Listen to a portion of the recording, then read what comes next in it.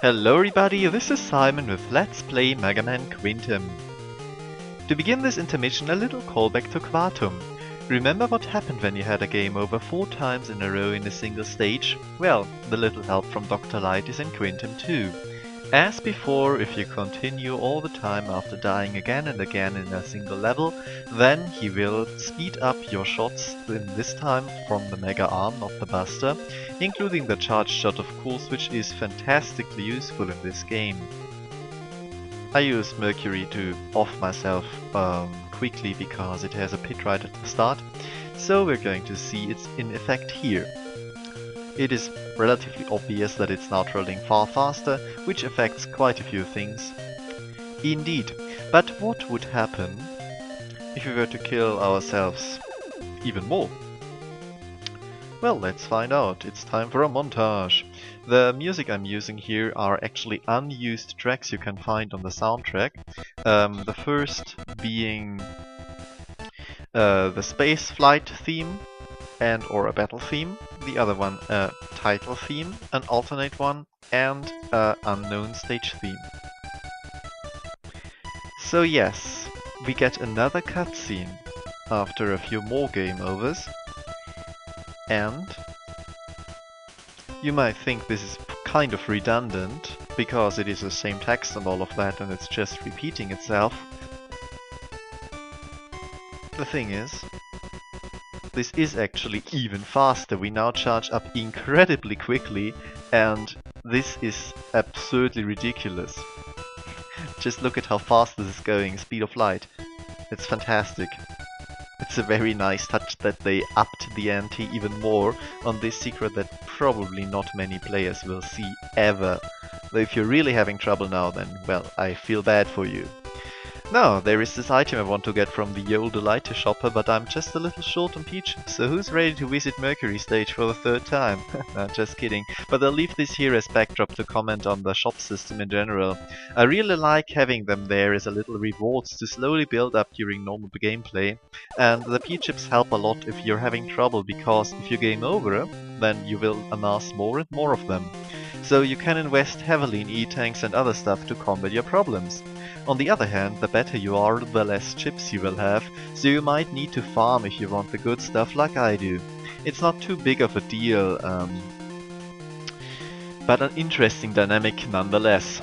Mostly a problem though, because the energy balance is not free, otherwise normal gameplay is perfectly enough to get everything but a surplus of E-tanks, which is fine if you're doing well of course. The biggest issue when you actually do farm, however, is the lack of an exit unit, which the Super Nintendo games will then fix. As I don't have one, I had to play through the entire stage, or game over.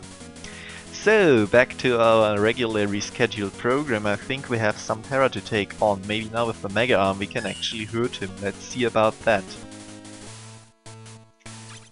Sadly enough, though, we do not have an intermission stage, which probably usually were pretty good last time, but rather an intermission cutscene, which still is pretty nice for their use of in-engine. And again, Mega's problem-solving skills are supreme. Also, I really like the track here.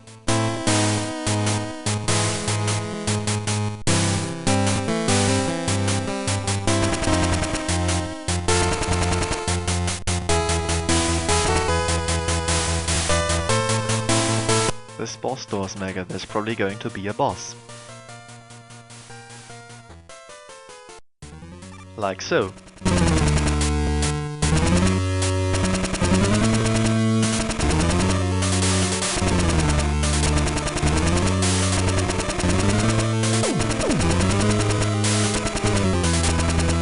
It's a very strange definition of first destroy and second I will destroy. So yes, this is a devil fight, smack dab in the middle of the game. And you know, I usually hate these because I'm incredibly terrible at memorizing patterns and all that. And I still dislike this one, though for different reasons. The reason being, it is incredibly fucking boring. This guy is reminiscent of Ramun, I think, from the Super Adventure Rockman game, which probably nobody here has played, but there is a Let's Play on the archive. And His only real trick is the bouncing of these blocks, which you might get hit with once and then you realize that there is a safe spot to stand in, and well, that's it. He is really, really easy, falls extremely quickly to photon missiles too. I thought that now would be a good time to pull out the Buster though, because I tend to mess up the timing on the missiles. We're really fortunate to hit him 3 times here, which is going to prove a mistake in a second. But yeah, so the pattern is always the same, mirrored for both sides. You can either slide or jump, which makes this fantastically easy in comparison to some other devil fights. And yeah, that's it. And I did not get the 3 hits in there. I think it was the clobber function of the Mega Arm which actually fucked me over here, because it seems like the arm extended to hit him and then was poised to hit him over and over again, but as he is a boss, well, he gets invincibility, so he didn't take the 3 damage he should have, which is kind of strange. But yeah, as said, this fight is just a little too boring and tedious for my taste, but well, we've seen worse and I prefer this to having a devil that is actually incredibly frustrating and bad. It is a nice surprise to have a devil in the middle of the game, however. More cutscene! Yeah, this game is heavy on story.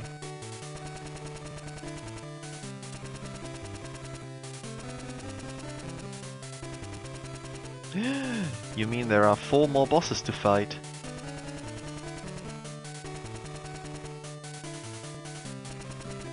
Observe Mega's problem-solving skills again. Shoot it until it stops being a problem. I'm all for that.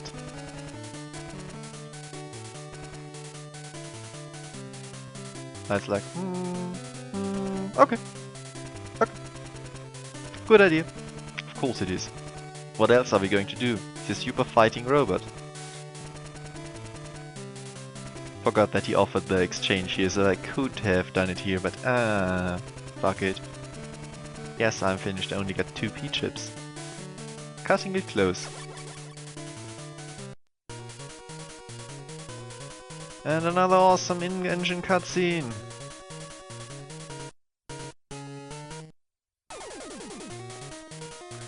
Sadly not as many pixel art drawn ones in this game, but it's still pretty cool.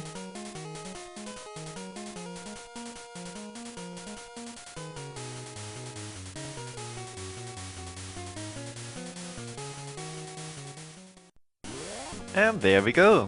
4 more star droids to fight, and we're actually in space and on their respective planets now. Isn't that cool? We'll check it out next time. Thank you very much for your attention.